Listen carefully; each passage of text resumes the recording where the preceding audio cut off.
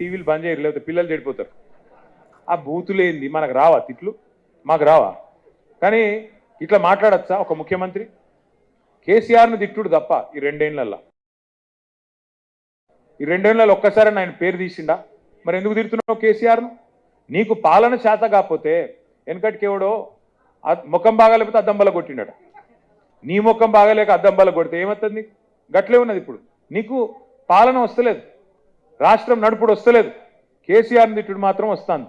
ఇక గట్టిగా మాట్లాడినాం అనుకో, మా మీద కేసులు పెట్టుడు, బూతులు తిట్టుడు, గదొక్కటే వస్తుంది. ఆయన మీరు గట్టిగా అడిగిరు అనుకో, ఏమైనా రేవంత్ రెడ్డి పటేల్ వచ్చింది ఇంతవరకు రైతు బంధు దిక్కులేదు, ఏం సంగతి అంటే నీ గుడ్లు వీకి గోటీలు ఆడతా అంటాడు.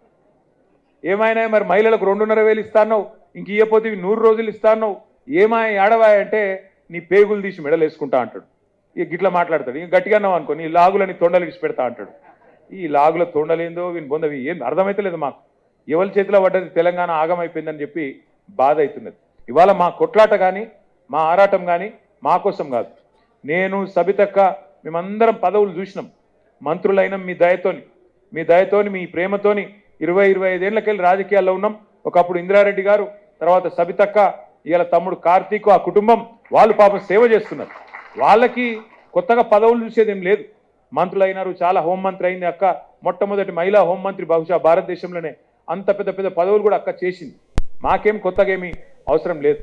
ఇవాళ కాకపోతే అక్క ఈరోజు ఇంత 26 జనవరి రోజు కూడా మిమ్మల్ని అందరినీ తీసుకొని వచ్చి తన స్థాయికి, ఇది పెద్ద ముచ్చట కాదు కానీ ఇక్కడికి వచ్చి కూర్చొని మీకోసం తనలాడుతుందంటే ఎందుకు? ఒక్కటే ఆరాటం.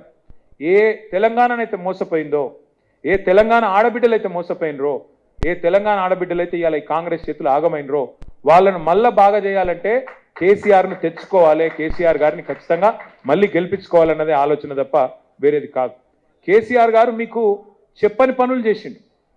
రైతు బంధు ఇస్తా అని చెప్పి కేసీఆర్ గారు ఓట్లు తెచ్చుకోలే. కళ్యాణ లక్ష్మి ఇస్తా అని చెప్పలే.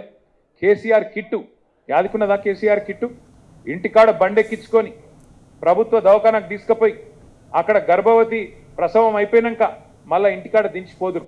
ఆడపిల్ల